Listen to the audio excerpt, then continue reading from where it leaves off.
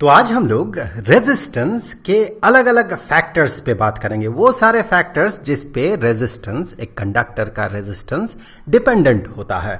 और साथ ही साथ हम एक नए कॉन्सेप्ट जिसे कि रेजिस्टिविटी कहा जाता है, इस पर बात करेंगे। तो इसे जानने से पहले सबसे पहले हमें ये समझना होगा कि रेजिस्टेंस एग्जैक्टली होता क्या है, जिसके बारे में हम लोगों ने लास्ट वीडियो में बात किया था, जहां पर हमने ओम्स लॉ पे बात किया था। ओम्स लॉ ये कहता है कि एक कंडक्टर के दो एंड्स के बीच जो पोटेंशियल डिफरेंस होता है, जिसके कारण कि उसके थ्रू करंट फ्लो करता है, ये जो पोटेंशियल डिफरेंस होता है और उस कंडक्टर के थ्रू जो करंट फ्लो करता है, ये एक दूसरे के साथ प्रोपोर्शनल होता है। मतलब एक को जिस रेट से बढ़ाया जाता है, दूसरा भी उसी रेट से बढ़ता है। और यहां से आगे चल के रेजिस्टेंस का कॉन्सेप्ट आता है। इस प्रोपोर्शनलिटी साइन को हटा के अगर इक्वालिटी साइन लाएंगे तो जो कांस्टेंट ऑफ प्रोपोर्शनलिटी अपीयर करता है, इसी को रेजिस्टेंस कहा जाता है। ये रेजिस्टेंस अलग अलग चीजों पे, मटेरियल पे डिपेंड करता है, ये कंडक्टर के लेंथ पे, क्रॉस सेक्शन पे डिपेंड करता है, और साथ ही साथ ये डिपेंड करता है उस कंडक्टर के टेम्परेचर पे। तो बहुत सारे फैक्टर्स पे ये डिपेंड करता है। तो इन सब चीजों पे बात करने से पहले चलिए थोड़ा बहुत रिवाइज कर लेते हैं कि रेजिस्टेंस एग्जैक्टली है क्या, क्योंकि इसी कॉन्सेप्ट से आगे बढ़ के हम रेजिस्टिविटी तक पहुंच सकते हैं। तो जैसा कि हमें पता है कि एक कंडक्टर के अंदर बहुत सारे फ्री इलेक्ट्रॉन्स होते हैं, तो जब इसे पोटेंशियल डिफरेंस में रखा जाता है, जैसे कि एक बैटरी के दो टर्मिनल्स के साथ अगर जोड़ दिया जाता है, तो इसका जो दो टर्मिनल्स है, जो दो एंड्स है, इन दो एंड्स में एक पोटेंशियल डिफरेंस आता है, हम जिसे वोल्टेज कहते हैं इन शॉर्ट। इस पोटेंशियल डिफरेंस के कारण ये जो फ्री इलेक्ट्रॉन्स होता है, ये फ्री इलेक्ट्रॉन्स मूव करने लगता है। और हमें पता है कि करंट को कुछ इस तरह से डिफाइन किया जाता है कि कोई एक क्रॉस सेक्शन, कहीं पर भी एक कंडक्टर का क्रॉस सेक्शन आप कंसीडर करें, इस क्रॉस सेक्शन के थ्रू जितना चार्ज यूनिट टाइम में क्रॉस करता है, वही होता है उसका करंट। तो यहां पर इस वायर में कितना करंट है या इस कंडक्टर में कितना करंट है, इसके लिए हम ये क्रॉस सेक्शन कंसीडर कर लेंगे। इस क्रॉस सेक्शन के थ्रू जितना चार्ज यूनिट टाइम में क्रॉस करेगा, वही होगा इसका करंट। अब देखिए, ये करंट वोल्टेज के साथ किस तरह से डिपेंडेंट है। ये वोल्टेज बढ़ाने से करंट क्यों बढ़ता है, इस पे सबसे पहले हम लोग बात कर लेते हैं। वैसे हम फिर से बात कर रहे हैं, ओम्स लॉ वाले वीडियो में हमने इस पे डिटेल्स में बात किया था, तो थोड़ा सा रिवाइज हो जाए। जब एक कंडक्टर को एक पोटेंशियल डिफरेंस में रखा जाता है, तो उस कंडक्टर के अंदर क्रिएट होता है इलेक्ट्रिक फील्ड। वो पॉजिटिव टर्मिनल से नेगेटिव टर्मिनल की तरफ होता है उसका डायरेक्शन।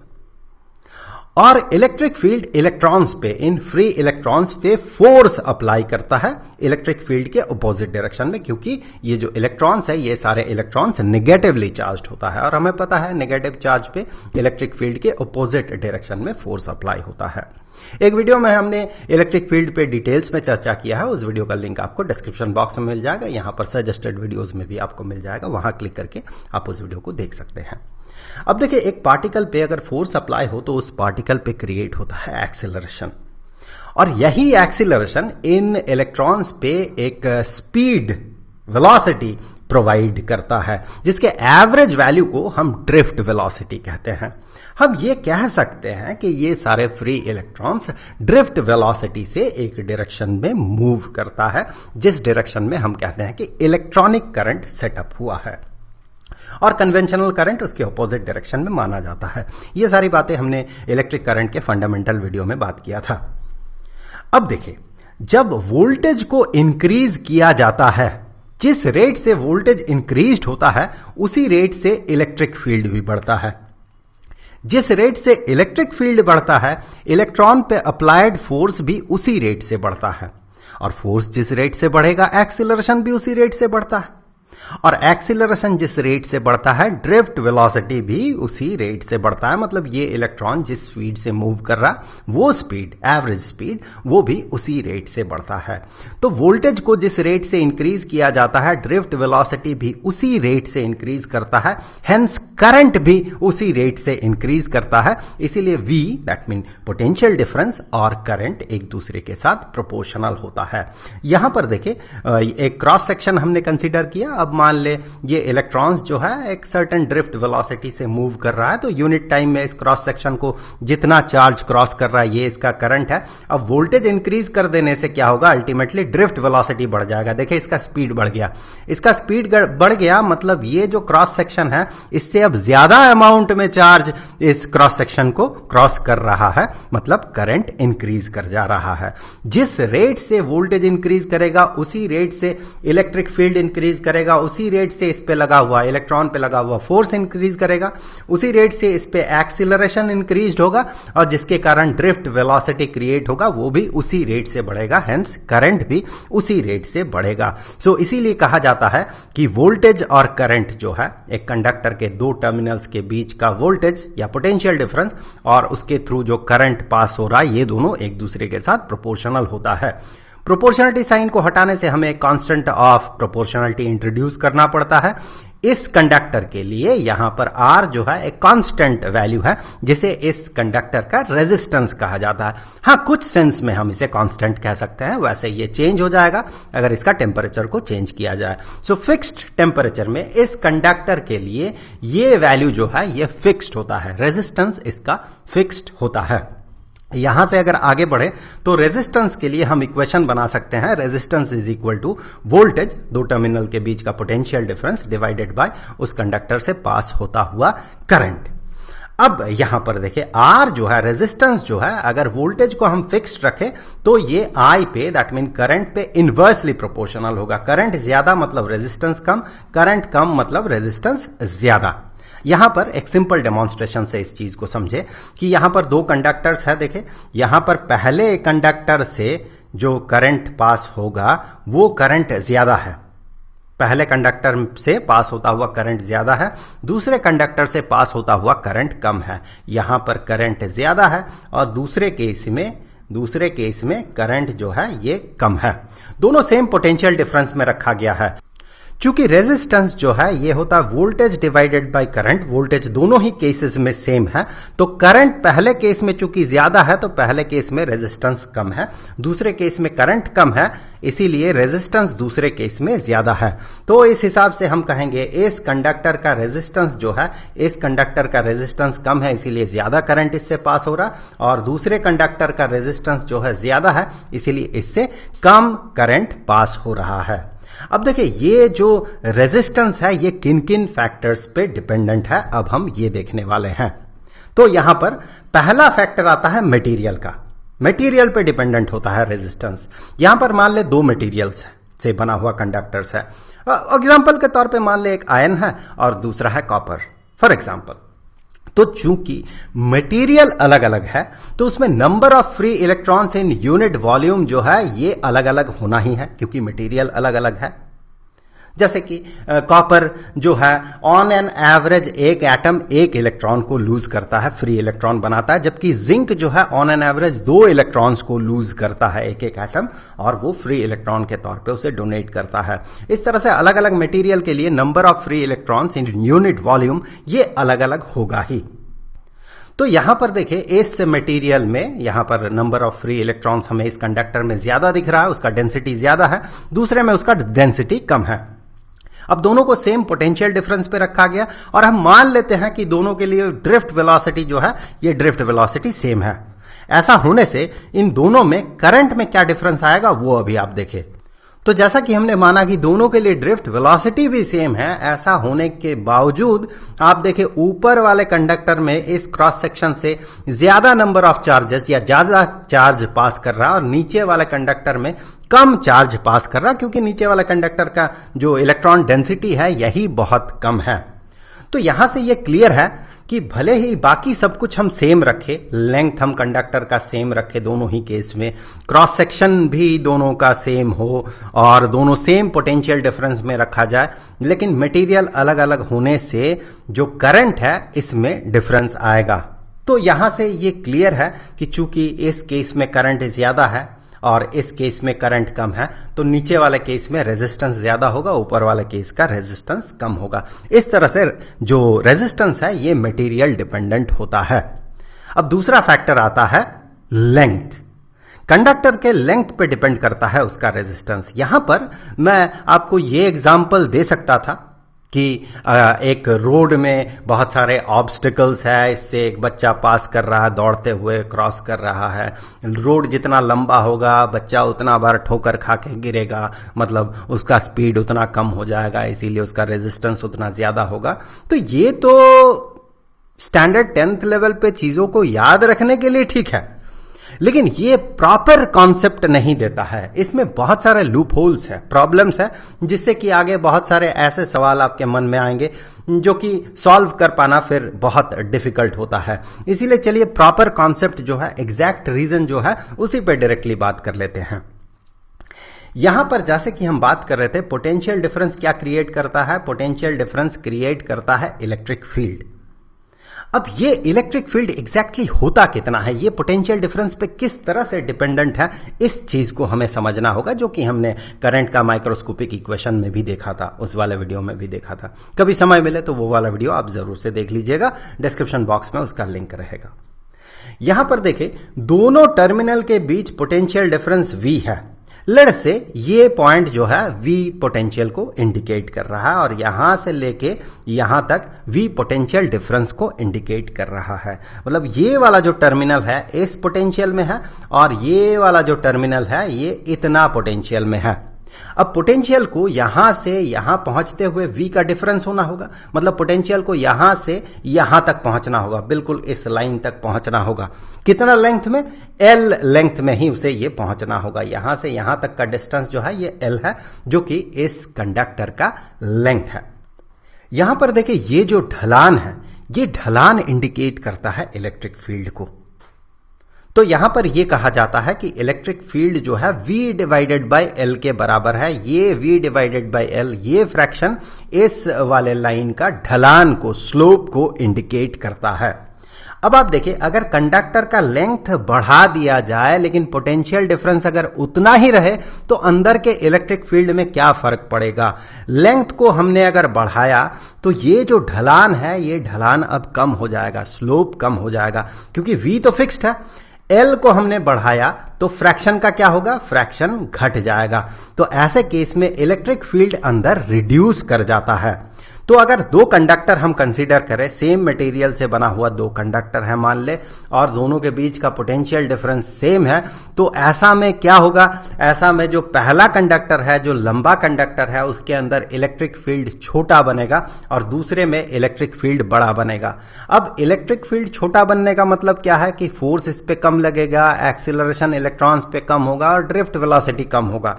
ड्रिफ्ट वेलोसिटी कम होने से करंट भी कम होगा। तो कंडक्टर का लेंथ को बढ़ाने से ड्रिफ्ट वेलोसिटी उसी रेट से घट जाता है, और ड्रिफ्ट वेलोसिटी घटने से क्या होता है? करंट उसी रेट से घटता है। करंट घटने का मतलब क्या है? करंट रिड्यूस करने का मतलब रेजिस्टेंस इंक्रीज करना। तो हम कह सकते हैं लेंथ को जिस रेट से बढ़ाया जाएगा, रेजिस्टेंस भी उसी रेट से बढ़ेगा। तो रेजिस्टेंस लेंथ के साथ डायरेक्टली प्रोपोर्शनल होता है। लंबा कंडक्टर मतलब उसमें कम करंट फ्लो करेगा, क्योंकि उसके अंदर इलेक्ट्रिक फील्ड कम हो जाएगा, और कम करंट फ्लो करने का मतलब उसमें रेजिस्टेंस ज्यादा होगा। तो ये तो दूसरा फैक्टर था। अब तीसरा फैक्टर है क्रॉस सेक्शनल एरिया। यहां पर भी मैं आपको ये एग्जांपल दे सकता हूं कि एक बच्चा रोड से दौड़ते हुए पास कर रहा है। यहां पर बहुत सारे ऑब्स्टिकल्स है, बच्चा बीचों बीच से दौड़ते हुए पार हो रहा है। अगर रोड चौड़ा हो तो फिर इसे ज्यादा गैप मिलेगा इससे पार होने के लिए, जिससे कि रेजिस्टेंस कम हो जाएगा। ये भी एक फ्लॉफुल कॉन्सेप्ट होगा, क्योंकि यहां पर आप पूछ सकते हैं कि अगर कोई चौड़े रास्ते से दौड़ते हुए पार हो रहा है तो भले ही यहां पर गैप बढ़ रहा है, लेकिन जिस रेट से गैप बढ़ेगा उसी रेट से तो दौड़ने वालों की संख्या भी बढ़ेगी। ये आप अभी समझ जाएंगे, इसी एग्जाम्पल से, रियल एग्जाम्पल से आप समझ जाएंगे। तो अगर ऐसा हुआ, नंबर ऑफ बच्चे जो है, भागने वाले बच्चे, अगर इसका रेट उसी रेट से बढ़े जिस रेट से ये रोड चौड़ा हो रहा है, तो फिर इनको गैप कहां से ज्यादा मिलने वाला है। अब बच्चों की संख्या बढ़ रही है, ये मैं क्यों कह रहा हूं अभी आप समझ जाएंगे। ये बच्चे दरअसल इलेक्ट्रॉन्स को इंडिकेट कर रहा है। तो ये भी एक फ्लॉफुल कॉन्सेप्ट है। आप रियल कॉन्सेप्ट पे आइए। यहां पर दो कंडक्टर्स है, देखे, एक तो चौड़ा कंडक्टर और दूसरा पतला कंडक्टर, और दोनों सेम मटेरियल से बना हुआ है, दोनों के टर्मिनल्स में सेम पोटेंशियल डिफरेंस है। ऐसे में आप देखें कि किस तरह से चौड़ा कंडक्टर जो है इससे ज्यादा करंट पास करेगा और पतले कंडक्टर से कम करंट पास करेगा। दोनों के लिए हम क्रॉस सेक्शन कंसीडर कर लेते हैं, दोनों सेम पोटेंशियल डिफरेंस में है, सेम लेंथ है, तो अंदर का इलेक्ट्रिक फील्ड भी सेम होगा, ड्रिफ्ट वेलोसिटी भी सेम ही होगा क्योंकि सेम मटेरियल से बना हुआ है और दोनों सेम टेम्परेचर में है।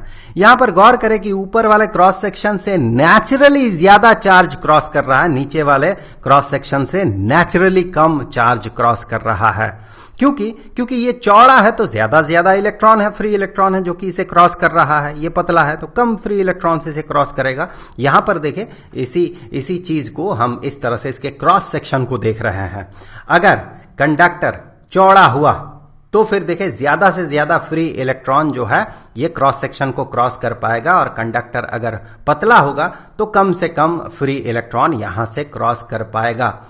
क्रॉस सेक्शनल एरिया जिस रेट से बढ़ाया जाता है उसी रेट से नंबर ऑफ इलेक्ट्रॉन्स भी बढ़ जाता है। क्रॉस करता हुआ नंबर ऑफ इलेक्ट्रॉन्स, एक क्रॉस सेक्शन को क्रॉस करता हुआ नंबर ऑफ इलेक्ट्रॉन्स भी उसी रेट से बढ़ता है।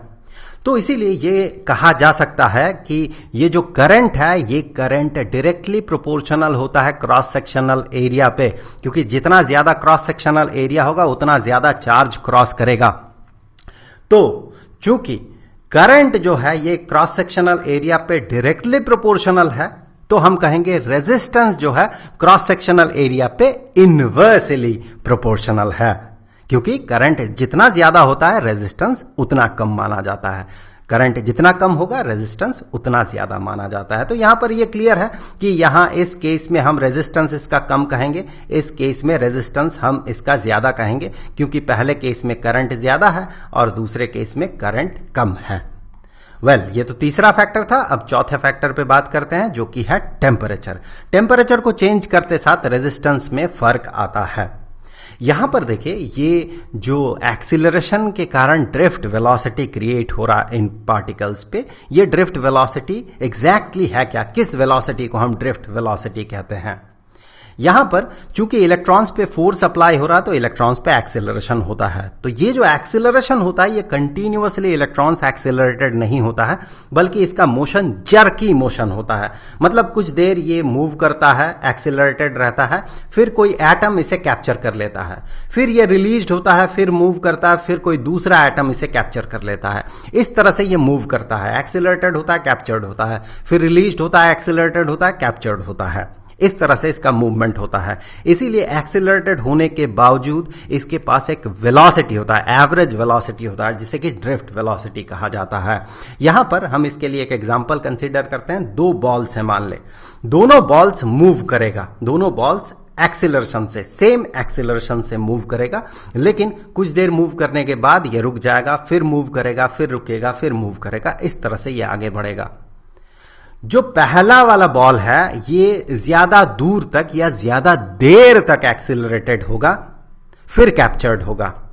तो जितना देर तक फ्रीली एक बॉडी मूव करता है या फ्री इलेक्ट्रॉन्स मूव करता है उसे हम उसका कहते हैं रिलैक्सेशन टाइम। तो फर्स्ट बॉल के केस में इसका रिलैक्सेशन टाइम ज्यादा होगा, मतलब ज्यादा देर तक फ्रीली ये मूव कर पाएगा, और दूसरे केस में ये कम समय तक के लिए फ्रीली मूव करेगा। आप सिर्फ डिफरेंस देखें इन दोनों के मोशन में। दोनों में सबसे पहले तो देखें सेम एक्सिलरेशन होगा, देखें एक्सिलरेशन सेम है, लेकिन ये ज्यादा देर तक फ्रीली मूव कर पा रहा है। आप एक बार फिर से देखें तो इसके लिए हो क्या रहा है, देखें इसके लिए ऑन एन एवरेज इसका जो वेलोसिटी है ये ज्यादा हो रहा है, क्योंकि ये ज्यादा देर तक फ्रीली मूव कर पा रहा है। अब टेम्परेचर बढ़ाने से क्या होता है, टेम्परेचर बढ़ाने से वैसे तो दो चीजें होती है, फिलहाल आप एक चीज को देखें। टेम्परेचर बढ़ाने से क्या होता है, जो एटम्स है ये एटम्स ज्यादा वाइब्रेट करने लगता है। अब ज्यादा वाइब्रेट करने के कारण क्या होता है कि ये जो फ्री इलेक्ट्रॉन्स है ये बहुत जल्दी कैप्चर्ड हो जाता है, उसके रास्ते में ये एटम आ जाता है जो कि इसे ज्यादा प्रोबेबिलिटी होता है इसे कैप्चर करने का। तो इसका मतलब टेम्परेचर बढ़ाने से, वाइब्रेशन बढ़ने से क्या होता है, इलेक्ट्रॉन का कैप्चर होने का चांसेस बढ़ जाता है, जिसके कारण रिलैक्सेशन टाइम कम हो जाता है, जो कि इस केस में था, दूसरे केस में था। रिलैक्सेशन टाइम कम हो जाने के लिए इसका ड्रिफ्ट वेलोसिटी कम हो जाता है, मतलब ये slow, on an average slow velocity से मूव करता है। इसीलिए टेम्परेचर बढ़ाने से करंट रिड्यूस कर जाता है। हम कह सकते हैं टेम्परेचर बढ़ाने से रेजिस्टेंस बढ़ जाता है। तो टेम्परेचर इंक्रीज करने से नॉर्मली कंडक्टर्स का जो मेटल्स है, मेटल से बने हुए जो कंडक्टर्स है, उसका जो रेजिस्टेंस है, रेजिस्टेंस बढ़ जाता है टेम्परेचर बढ़ाने से। तो यहां पर एक छोटा सा एग्जांपल लेते हैं। दोनों मान ले कि सेम मटेरियल से बना हुआ है, सेम पोटेंशियल डिफरेंस है दो टर्मिनल्स का, दोनों का लेंथ भी सेम है और क्रॉस सेक्शनल एरिया भी सेम है, लेकिन जो टेम्परेचर है उसमें डिफरेंस है। नीचे वाला जो कंडक्टर है ये हायर टेम्परेचर में रखा गया, जिसके कारण कि इसका ड्रिफ्ट वेलोसिटी कम बन रहा है। सेम पोटेंशियल डिफरेंस होने के बावजूद ड्रिफ्ट वेलोसिटी कम बन रहा है, जिसके कारण ये इलेक्ट्रॉन्स जो है ऑन एन एवरेज, इसका जो एवरेज वेलोसिटी है ये कम हो रहा है, जिसके कारण देखिए यहाँ जो क्रॉस सेक्शन है, इसे क्रॉस करने वाले चार्ज का जो अमाउंट है ये बहुत कम है, मतलब यहाँ पर करंट जो है ये कम है, जिसके कारण हम कह सकते हैं रेजिस्टेंस ज्यादा है। यहाँ हमने टेम्परेचर को इंक्रीज किया, तो टेम्परेचर ज्यादा होने के कारण क्या होता है, रेजिस्टेंस इंक्रीज कर जाता है कंडक्टर्स के लिए। सेमीकंडक्टर्स के लिए केस अलग होता है। टेम्परेचर वाला फैक्टर पे हम लोग थोड़ा डिटेल्स में थोड़ी देर बाद बात करेंगे। तो हमने क्या देखा कि रेजिस्टेंस किन किन फैक्टर्स पे डिपेंडेंट है, ये मटेरियल डिपेंडेंट है, लेंथ पे डिपेंडेंट है, क्रॉस सेक्शनल एरिया पे और टेम्परेचर पे डिपेंडेंट है। तो अगर टेम्परेचर को फिक्स्ड रखा जाए, क्योंकि टेम्परेचर डिपेंडेंस जो है थोड़ा कॉम्प्लिकेटेड टर्म है, इसीलिए हम ये देखेंगे कि रेजिस्टेंस बाकी फैक्टर्स पे कैसा डिपेंडेंट होता है, इसीलिए हमने टेम्परेचर को फिक्स रखा। तो टेम्परेचर को फिक्स रखने से रेजिस्टेंस जो है ये लेंथ के साथ डायरेक्टली प्रोपोर्शनल होता है। थोड़ी देर पहले हमने इसके पीछे का रीजन देखा। और ये क्रॉस सेक्शनल एरिया पे इनवर्सली प्रोपोर्शनल होता है। तो इन दोनों को अगर एक साथ मिलाया जाए तो हम कह सकते हैं resistance is proportional to L divided by A। इसे और इसे मल्टीप्लाई कर देना होता है हमें। ऐसा हम क्यों करते हैं, इस पे हम लोगों ने एक वीडियो पे डिटेल्स में बात किया है, उस वीडियो का लिंक भी आपको डिस्क्रिप्शन बॉक्स में मिल जाएगा कि प्रोपोर्शनलिटी एग्जैक्टली है क्या और क्यों इस तरह का रिलेशन फॉलो किया जाता है कि अगर A B पे प्रोपोर्शनल हो और A C पे भी प्रोपोर्शनल हो तो A को कहा जाता है it is proportional to B into C। ऐसा क्यों कहा जाता है, इस पर अगर आपको जानना है तो फिर आप उस वीडियो को समय निकाल के जरूर देख लीजिएगा। डिस्क्रिप्शन बॉक्स में आपको लिंक मिलेगा। यहां पर देखिए इस प्रोपोर्शनलिटी साइन को हटाने के लिए हमें एक कांस्टेंट ऑफ प्रोपोर्शनलिटी इंट्रोड्यूस करना होगा। यहां पर ग्रीक लेटर रो से उस कांस्टेंट ऑफ प्रोपोर्शनलिटी को इंट्रोड्यूस किया जाता है या उसे रिप्रेजेंट किया जाता है। अब देखिए यहां पर जैसा कि हमें पता है ये रेजिस्टेंस जो है ये कंडक्टर पे डिपेंड करता है। कंडक्टर क्या है उस पे डिपेंड करता है रेजिस्टेंस, लेकिन ये जो टर्म है जिसे कि रेजिस्टिविटी कहा जाता है ये मटेरियल पे डिपेंड करता है। क्योंकि कंडक्टर का जो दो फंडामेंटल प्रॉपर्टी है, एक्सट्रिंसिक प्रॉपर्टी जो है बाहर से दिखने वाला जो प्रॉपर्टी है वो लेंथ और एरिया, यहां पर वो रिप्रेजेंटेड है। ये जो टर्म है ये उस मटेरियल पे डिपेंडेंट है। ये रेजिस्टिविटी मटेरियल पे डिपेंडेंट होता है। थोड़ी देर में आपको ये और क्लियरली समझ में आएगा कि ऐसा क्यों है कि हम कहते हैं ये मटेरियल पे डिपेंडेंट होता है या मटेरियल का अपना प्रॉपर्टी होता है। वैसे देखिए हमने बात किया था कि रेजिस्टेंस जो है ये किन किन फैक्टर्स पे डिपेंड करता है, ये टेम्परेचर पे डिपेंड करता है, लेकिन हमने टेम्परेचर को फिक्स्ड रख दिया तो टेम्परेचर वाला फैक्टर चला गया। ये डिपेंड करता है लेंथ पे, वो लेंथ आपको यहां पर अपीयर कर रहा, वो डिपेंड करता है, रेजिस्टेंस डिपेंड करता है क्रॉस सेक्शनल एरिया पे, वो क्रॉस सेक्शनल एरिया आपको यहां पर दिख रहा है। और साथ ही साथ रेजिस्टेंस डिपेंड करता है मटेरियल पे। तो मटेरियल का वो प्रॉपर्टी जो कि हमें बाहर से नहीं दिख रहा है बल्कि मटेरियल का इंटरनल प्रॉपर्टी जिस पे रेजिस्टेंस डिपेंड करता है, वो सारे इंटरनल प्रॉपर्टीज के कारण जो फैक्टर निकल के आता है वो फैक्टर यहां पर अपीयर करता है। तो इसीलिए कहा जाता है कि ये जो है ये टर्म रेजिस्टिविटी ये मटेरियल डिपेंडेंट है। कंडक्टर का शेप और साइज कैसा है इस पे डिपेंडेंट नहीं होता है, क्योंकि शेप और साइज को ये इंडिकेट कर रहा है लेंथ और एरिया। और इंट्रिंसिक प्रॉपर्टीज जो है, इंटरनल प्रॉपर्टीज जो है, जो हमें बाहर से नहीं दिख रहा, जो हम बाहर से मेजर नहीं कर सकते, वो सारे फैक्टर्स जो है यहां पर छिपा हुआ होता है, वो मटेरियल का अपना प्रॉपर्टी होता है। जिसे कि रेजिस्टिविटी कहा जाता है।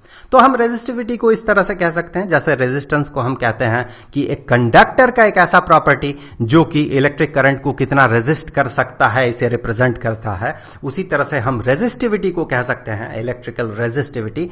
ये मटेरियल का फंडामेंटल प्रॉपर्टी है जो कि ये इंडिकेट करता है कि वो करंट को कितना रेजिस्ट कर सकता है। अगर आपको इसे डिफाइन करना हो तो आप इस L का वैल्यू यूनिट बना दें, यूनिट लेंथ और यूनिट क्रॉस सेक्शन बना दे एसआई सिस्टम में 1 मीटर और 1 स्क्वायर मीटर, तो फिर देखिए आप रेजिस्टेंस और रेजिस्टिविटी का न्यूमेरिक वैल्यू सेम हो जाएगा। आपको क्या करना है, एक यूनिट क्रॉस सेक्शन और यूनिट लेंथ का एक कंडक्टर कंसीडर करना है। इन दोनों को पोटेंशियल डिफरेंस में, दो टर्मिनल्स को पोटेंशियल डिफरेंस में रखना है।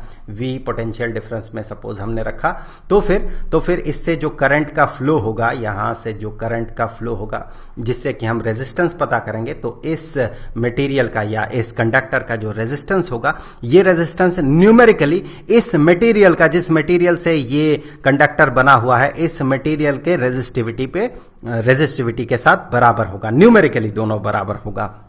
तो इसीलिए इसे कुछ इस तरह से डिफाइन किया जाता है कि किसी मटेरियल का, फॉर एग्जांपल आयरन का रेजिस्टिविटी अगर आपको पता करना है तो यूनिट लेंथ का और यूनिट क्रॉस सेक्शन का एक आप कंसीडर कर ले एक स्लैब। उस स्लैब का जो रेजिस्टेंस होगा न्यूमेरिकली वो आयरन के रेजिस्टिविटी के बराबर होगा। यहां पर देखिए अगर L का वैल्यू 1 हुआ, A का वैल्यू 1 हुआ, तो R का न्यूमेरिक वैल्यू और रो का न्यूमेरिक वैल्यू न्यूमेरिकली दोनों सेम होगा, तो रेजिस्टिविटी और रेजिस्टेंस सेम हो जाएगा। इसीलिए इसे इस तरह से डिफाइन किया जाता है। अगर आप SI यूनिट की बात करें तो SI यूनिट इसका क्या होना चाहिए, यहां से आगे अगर हम लोग रो के लिए, दैट मीन रेजिस्टिविटी के लिए फॉर्मूला बनाए तो हमें मिलेगा, ये होगा resistance into cross sectional area divided by length. अब रेजिस्टेंस का अगर यूनिट देखें तो ये ओम होगा और एरिया का स्क्वायर मीटर SI यूनिट में, और लेंथ का मीटर, यहां से मीटर न्यूमरेटर के एक मीटर को कैंसिल करेगा तो यूनिट के तौर पे ओम मीटर बन जाएगा इसका यूनिट। तो जो रेजिस्टिविटी है इसका SI यूनिट होता है ओम मीटर। अब देखिए यहां पर कुछ कंडक्टर्स का रेजिस्टिविटी 20 डिग्री सेल्सियस में, चूंकि ये टेम्परेचर डिपेंडेंट होगा, टेम्परेचर चेंज करने से मटेरियल का रेजिस्टिविटी चेंज हो जाएगा। तो ये टेम्परेचर डिपेंडेंट होता है, इसीलिए एक खास टेम्परेचर में हम इसका जो रेजिस्टिविटी है इसका लिस्ट यहां पर देख रहे हैं, ये है 20 डिग्री सेल्सियस। अब कुछ अलॉयज का रेजिस्टिविटी आपको यहां पर दिख रहा है जो कि रिलेटिवली बहुत ज्यादा है। आप 10 के पावर से ही इस चीज को समझ सकते हैं। कंडक्टर्स के केस में पावर जो था वो -8 था, अब -5 हो गया, मतलब 1000 टाइम्स या 10 के 3 ऑर्डर्स में ये इंक्रीज कर गया।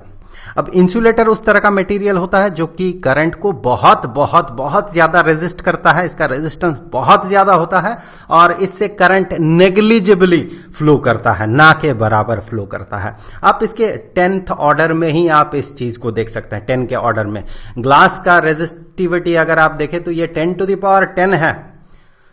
यहां पर अगर आप कंपेयर करें इसके साथ, अलॉयज के साथ भी अगर आप कंपेयर करें तो एक ह्यूज डिफरेंस आपको मिलेगा। 10 का 15th ऑर्डर में आपको यहां पर डिफरेंस मिलेगा। इतना ज्यादा इंक्रीज कर जाता है रेजिस्टेंस या रेजिस्टिविटी। तो इसीलिए इस तरह के मटेरियल से किसी भी तरह का खास इलेक्ट्रिकल अप्लायंसेस नहीं बनाया जाता है, क्योंकि ये इसके through current negligibly small flow करता है, जिससे कि हम कुछ खास काम नहीं करवा सकते हैं। इसीलिए इनको इंसुलेटर, इलेक्ट्रिकल इंसुलेटर्स कहा जाता है। यहां पर ग्लास, एबोनाइट, डायमंड के केस में आप देखें बहुत ज्यादा रेजिस्टिविटी है। तो ये तो रेजिस्टिविटी पे कुछ बेसिक बातें थी, ये किस पे डिपेंड करता है, इसका डेफिनेशन कैसा है। अब चलिए, इससे पहले हम लोगों ने करंट का माइक्रोस्कोपिक इक्वेशन देखा था। वहां पर हम लोगों ने देखा था कि करंट और वोल्टेज किस तरह से इंटर रिलेटेड है, या फिर कहें करंट का जो एग्जैक्ट फॉर्मूला है वो एग्जैक्ट फॉर्मूला क्या होना चाहिए एक कंडक्टर के थ्रू जो करंट फ्लो करता है। तो इसी इक्वेशन को अगर हम घुमा फिरा के लिखे तो हम इस चीज को ऐसे लिख सकते हैं। यहां पर मैं आपको बता दूं, ये जो m है ये है इलेक्ट्रॉन का मास, ये L जो है ये कंडक्टर का लेंथ है। यहां पर E जो है एलिमेंट्री चार्ज, एक इलेक्ट्रॉन के पास नेगेटिव E चार्ज होता है। ये टाउ जो है ये है रिलैक्सेशन टाइम, थोड़ी देर पहले हमने बात किया था रिलैक्सेशन टाइम क्या है। और ये N जो है ये है यूनिट वॉल्यूम में कितना फ्री इलेक्ट्रॉन्स है वो। और ये जो A है ये है cross sectional area, I current है और V पोटेंशियल डिफरेंस है। अब देखिए ओम्स लॉ से हमें पता है V is equal to R I, तो फिर इन दोनों को अगर कंपेयर करें तो आप ये पाएंगे ये वाला जो टर्म है ये रेजिस्टेंस को इंडिकेट कर रहा है। अब जैसा कि हमने देखा resistance is equal to resistivity into length divided by area, तो ये अगर रेजिस्टेंस होगा, ये पार्ट अगर रेजिस्टेंस होगा, यहां से L मिलेगा आपको, यहां A मिलेगा, ये L ये A, तो इसका मतलब ये जो पार्ट है ये पार्ट रेजिस्टिविटी को रिप्रेजेंट कर रहा है। तो ये सेक्शन जो है ये रेजिस्टिविटी है। अब अगर आप इस टर्म को देखें, इस पूरे टर्म को जो कि रेजिस्टिविटी को रिप्रेजेंट कर रहा है, तो यहां पर आप देखें ये है मास ऑफ इलेक्ट्रॉन, ये है charge of electron, negative E charge of electron होता है, ये रिलैक्सेशन टाइम और ये number of free electrons per unit volume. तो इनमें से एक भी ऐसा फैक्टर नहीं है जो कि कंडक्टर के शेप और साइज पे डिपेंडेंट है, ये उसका इंटरनल प्रॉपर्टीज है। जिस कंडक्टर का रेजिस्टेंस या जिस मटेरियल के रेजिस्टिविटी के बारे में हम बात कर रहे हैं उसका इंटरनल बिहेवियर है, एक्सटर्नल बिहेवियर नहीं है। तो इसीलिए कहा जाता है कि रेजिस्टिविटी जो है ये उसका इंटरनल या इंट्रिंसिक, उस मटेरियल का इंट्रिंसिक प्रॉपर्टी होता है। तो इस फॉर्मूला से ये क्लियर है कि चूंकि टेम्परेचर इंक्रीज करने से ये रिलैक्सेशन टाइम ये ड्रॉप करता है और टेम्परेचर इंक्रीज करने से एटम क्या करता है, ज्यादा से ज्यादा फ्री इलेक्ट्रॉन रिलीज करता है, क्योंकि हीट एनर्जी को अब्जॉर्ब करके यहाँ के इलेक्ट्रॉन्स जो है, इसके ऑर्बिट के इलेक्ट्रॉन्स जो है उस एनर्जी को अब्जॉर्ब करके फ्री हो जाता है। तो number of free electrons increase कर जाता है। हम क्या कर रहे हैं, हम टेम्परेचर को इंक्रीज कर रहे हैं। सो टेम्परेचर को इंक्रीज करने से ये टाउ रिलैक्सेशन टाइम घट जाता है और नंबर ऑफ फ्री इलेक्ट्रॉन्स बढ़ जाता है। तो इन दोनों फैक्टर्स पे डिपेंडेंट है कि रेजिस्टिविटी का क्या होगा, ये बढ़ेगा या घटेगा। सो इसीलिए किसी किसी केस में, जैसे कि मेटालिक कंडक्टर्स के केस में हमें मिलता है कि टेम्परेचर बढ़ाने से रेजिस्टिविटी बढ़ जाता है, लेकिन सेमीकंडक्टर वगैरह के केस में हमें क्या मिलता है कि टेम्परेचर बढ़ाने से रेजिस्टिविटी डिक्रीज कर जाता है, क्योंकि वहां पर number of free electrons relatively ज्यादा बढ़ता है। मेटल के केस में क्या होता है, मेटालिक कंडक्टर्स के केस में क्या होता है कि टाउ ज्यादा तेजी से घटता है, एन कम तेजी से बढ़ता है, जिसके कारण ये पूरा का पूरा फैक्टर जो है डिक्रीज कर जाता है और रेजिस्टिविटी इंक्रीज कर जाता है। लेकिन सेमीकंडक्टर्स के केस में नंबर ऑफ फ्री इलेक्ट्रॉन ज्यादा तेजी से बढ़ता है और ये टाउ कम तेजी से घटता है। तो ओवरऑल ये फैक्टर जो है ये काफी तेजी से बढ़ जाता है टेम्परेचर बढ़ाने से, और इसके बढ़ने से रेजिस्टिविटी काफी तेजी से घट जाता है। अब तक हम लोगों ने बहुत सारे चीज़ों पे बात किया है, जैसे कि इलेक्ट्रिक करंट हो गया, इलेक्ट्रिक चार्ज क्या है, electric field, electric potential difference, इन सब पे हम लोगों ने बात किया, सर्किट डायग्राम और ओम्स लॉ। इन सारे वीडियोस का लिंक आपको डिस्क्रिप्शन बॉक्स में मिल जाएगा। अब आगे के वीडियोस में हम बात करेंगे सिस्टम ऑफ रेजिस्टर्स पे। अगर अलग अलग रेजिस्टर्स को पैरेलल कॉम्बिनेशन में जोड़ा जाए या फिर सीरीज कॉम्बिनेशन में जोड़ा जाए तो फिर जो इक्विवेलेंट रेजिस्टेंस होगा वो किसके बराबर होगा, उसके लिए फॉर्मूला क्या होगा, ये अब हम लोग नेक्स्ट वीडियो में बात करेंगे।